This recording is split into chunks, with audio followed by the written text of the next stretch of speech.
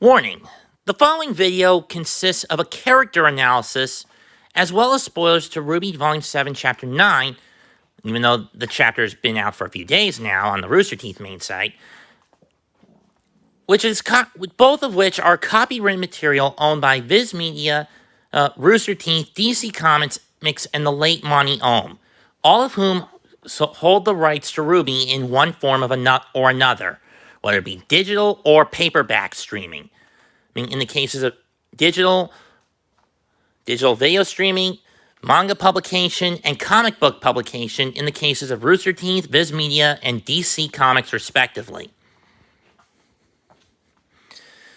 This analysis of the character in question is of my property, Mets 2128, and is covered under fair rights usage circa 1976. Just because I say the name doesn't mean you can throw me off the air. Okay, after what we've learned from RWBY Chapter 7, Volume 9, and given how Arthur Watts has manipulated things from behind the scenes throughout Volume 7, there has been plenty of debate as to who RWBY's take on throughout the past couple of years.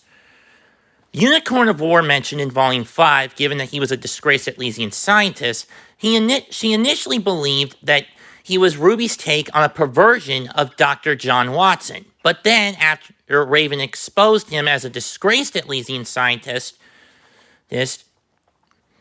she thought of him as an interpretation of Dr. Frankenstein from Mary Shelley's Frankenstein. However, with how Watts has played his part in Volume 7, I don't see him being a Frankenstein scientist. No. And to any of the RWBY reactors and analyzers, Unicorn of War, Eruption Fang, Murder Birds, Freelancer Amber, that Kaido Dan, I'm asking you five to look at this video and see and cross-reference what I say about Watts with the character I'm comparing him to and see if it matches up. What character do I believe he's RWBY's interpretation of? None other than the Machiavellian criminal mastermind and the Napoleon of crime from Sir Arthur Conan Doyle's famous mystery stories of a certain deductive super sleuth. I'm referring to, of course, Arthur Watts being RWBY's take on the cunningly diabolical Professor James Moriarty. And it fits, and with how Watts has operated this volume, and this volume alone, or even past volumes, it fits the bill. 1. Both men are mathematical and scientific geniuses who built something to be used for the greater good of the people. I don't know what Moriarty built up initially. Some sort of mathematical equations and a thesis that got him a doctorate, in Moriarty's case, and in Watts' case, the Mantle security encryption grid. However, once both turned their talents for good to a greater evil, to their own greater evil, they were disgraced. They left their communities. Though in Arthur's case, he was disgraced. 3. Both kind of want revenge, though it's more so with Watts than it is with Moriarty, and use their geniuses for said greater evil. Although, where Moriarty was the head honcho of being a criminal mastermind, Watts is more of a tech assistant to Salem, and the only one with any straightforward reason to join the Queen of the Grim. Anyway, but that's not here or there. 4. They're both shadowy manipulators, Machiavellians who won't dirty their own hands unless it's called for, usually having pawns do the dirty work.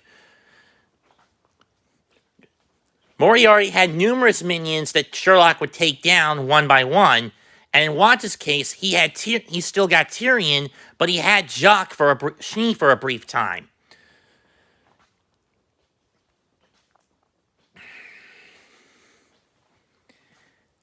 And 5, both have proven they'll they're both ruthless and underhanded in getting what they want.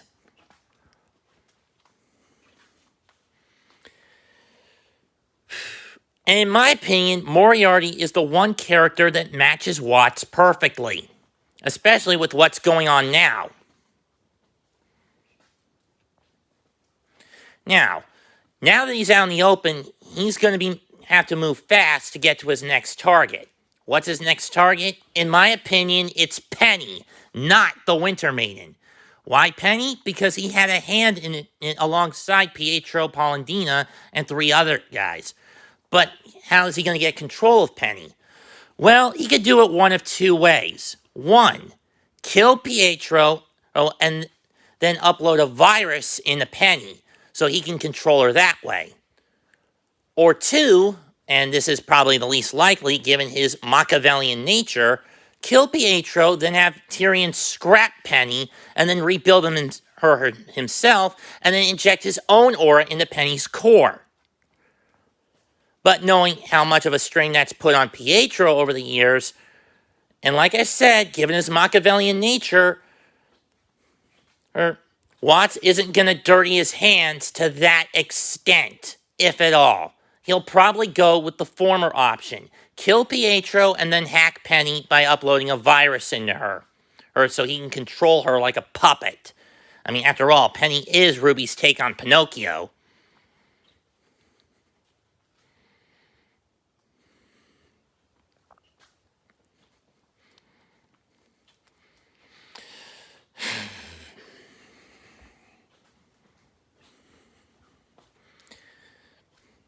And it would definitely fit the bill in that case.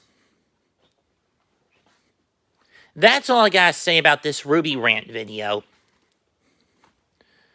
You know, as Volume 7 gets closer and closer to a close. He draws closer and closer to a close. Now, do I believe Watts is going to get captured? Yes. He's going to get caught. However, that's only a footnote. Volume 7 to me is the calm. With Salem on her way, Volume 8 is going to be the storm that leads to the kingdom's downfall. It also really doesn't help that Cinder and Neo are also in Atlas now. Now, granted, I'm pretty sure Watts didn't take this little bit into account, but I'd love to see Cinder bust his head. This is the one time I would root for Cinder to throw it back in Watts' face that all of his meticulous planning, to an extent, fell apart once someone exposed him to be out in the open, to be alive. That's all I got to say for now. Comment on the video, leave a like, subscribe to the channel. Mets2128 signing out. Goodbye. Good night. Bang. And to the 5 I've mentioned, please give this video a look. Look and see if my theory holds up.